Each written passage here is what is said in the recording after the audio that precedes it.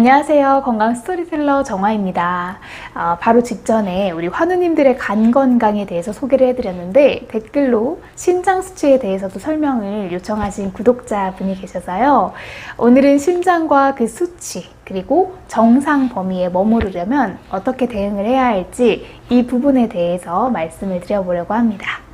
간과 신장은 우리 몸에서 가장 열심히 일하는 기관이죠.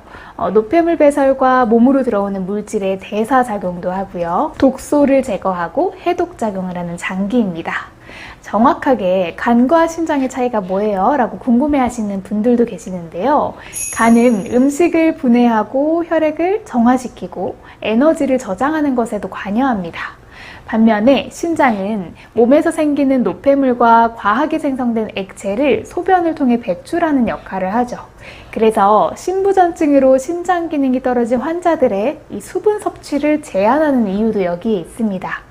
그 외에도 염분 농도를 일정하게 유지시키고 혈액을 중성으로 유지하도록 노력하는 것이 바로 신장입니다.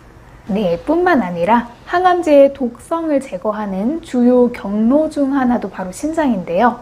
항암제를 소화 처리하는 과정에서 항암 화학요법은 신독성, 즉 신장세포를 파괴하는 성질을 가지고 있습니다.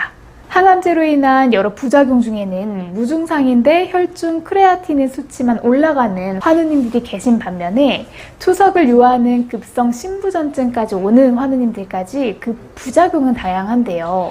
중요한 건 신장 기능이 떨어지면 항암제의 대사와 배출이 이루어지지 않기 때문에 그로 인해서 간과 신장 이외의 몸 전체의 독성을 증가시킬 수가 있습니다.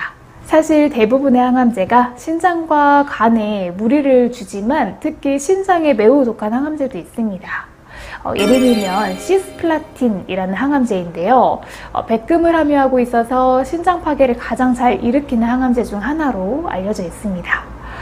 자궁경부암이나 고환 종양에 효과가 있기로 알려져 있는 항암제인데 그래서 이 항암제를 투약하시는 분은 빠르게 그 독성을 배출을 해야 되기 때문에 물을 2리터 이상 섭취를 하거나 혹은 시간당 100ml 이상의 소변량을 유지하도록 하기 위해서 시스플라틴 복용 전에 생리식염수를 정맥으로 투여하기도 합니다. 그리고 사이클로포스파마이드라는 항암제도 있는데요.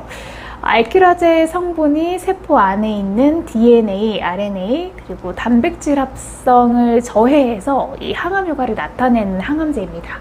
보통 유방암이나 소세포 폐암을 진단받으신 분들이 드시는 항암제인데 이 항암제의 대표적인 증상은 혈뇨입니다. 빠르게 소변으로 혈뇨를 배출하지 않으면 이 혈뇨가 굳어버려서 요도 폐쇄를 일으키기도 한다고 합니다.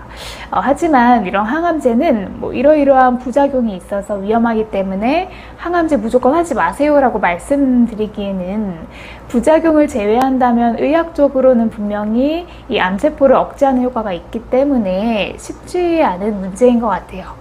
그래서 만약 이런 종류의 항암제를 현재 드시면서 병행치유를 하고 계신다면 다른 환우님들보다 더욱 유념해서 이 부작용에 대해 평소에 잘 알아두셨다가 그때그때 대비도 잘 하시고 또 신장에 무리가 가지 않도록 하는 게 좋은 병행치유의 방법입니다. 네, 초반부터 조금 무거운 이야기였는데요. 만약에 자연치유를 하시는 분이거나 항암제와 같이 병행치유를 하시는 분들은 신장과 간을 잘 관리를 하셔서 몸의 독소를 없애고 또 면역의 하락을 막아주시면 분명히 좋은 결과가 나올 수 있을 거라고 생각합니다. 네, 다시 돌아와서 신장의 기능을 검사하는 항목 중에서 가장 일반적으로 알 수 있는 항목이 크레아티닌 수치인데요.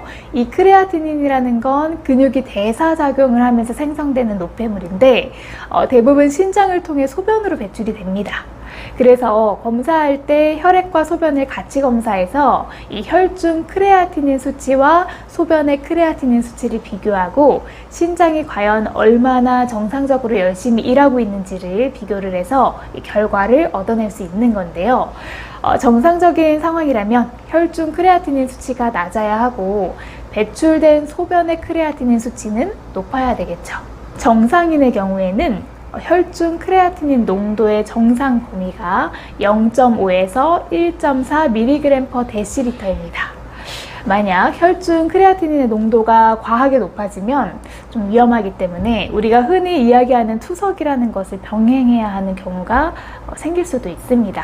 크레아티닌 수치가 높아지면 나타나는 증상은 몇 가지가 있는데요.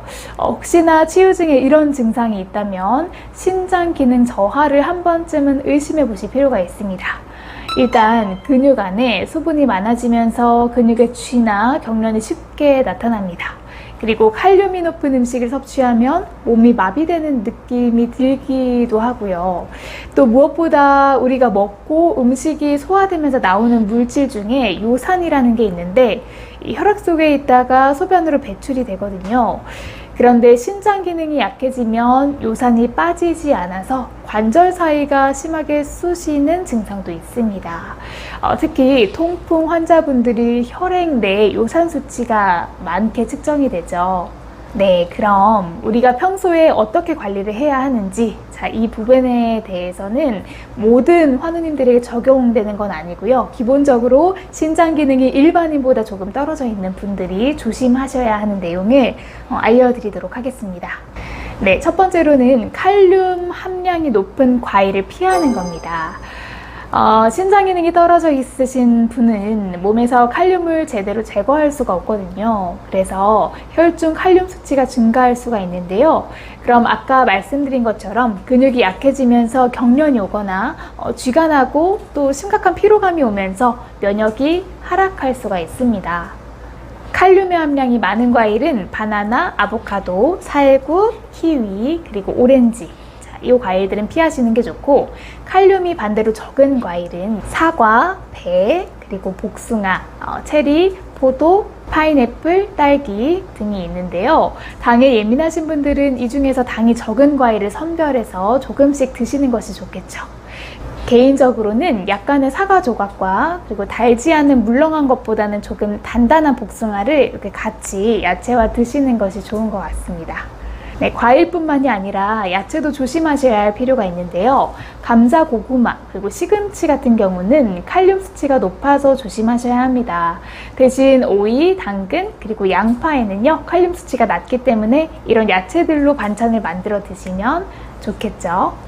네, 두 번째 우리가 할 수 있는 방법은 음식은 약간 싱겁게 드시고 단백질 섭취량은 낮추셔야 합니다. 근육량을 늘리기 위해서 신장도 안 좋아진 상황이고 또 살이 빠져 있는 상황인데 이 항암을 견뎌야 하는 힘이 필요하다 보니까 고기 섭취량을 평소보다 일반인들보다 확 늘리는 환우님들도 계세요.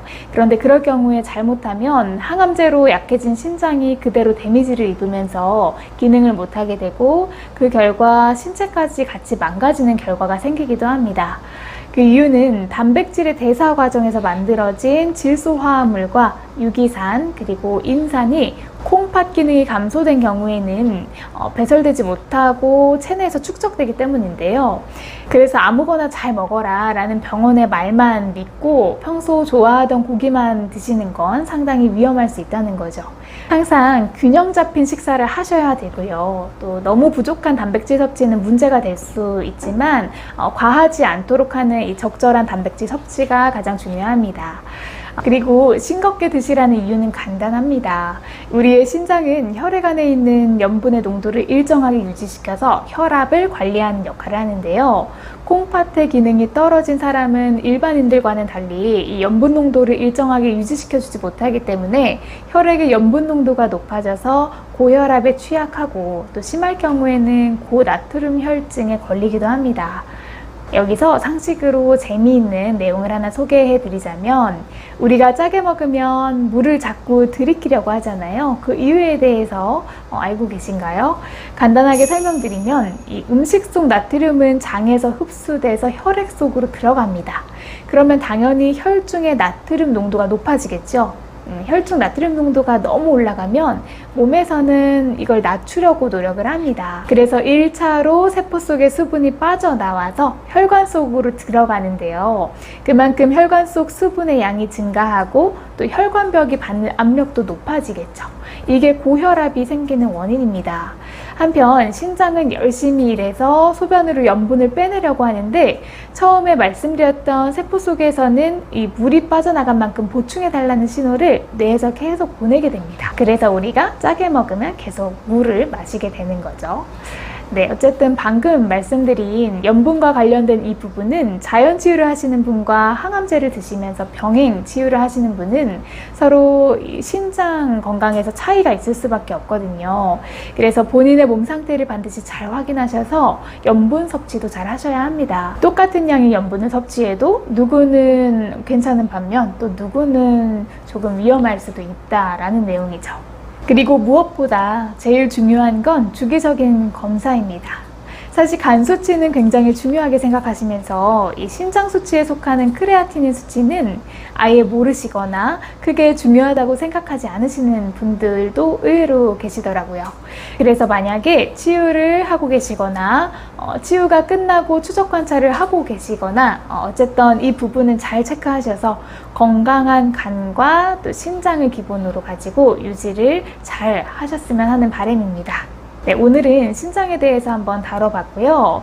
우리 구독자분처럼 혹시 치유 과정이나 혹시 어떤 음식을 먹었을 때 뭐 어디에 좋은지 이런 뭐 궁금하신 점이 있으시다면 댓글로 남겨주시면 저희가 늦게나마 잘 준비를 해서 전달드릴 수 있도록 하겠습니다. 오늘도 시청해주셔서 감사합니다. 항상 건강하세요.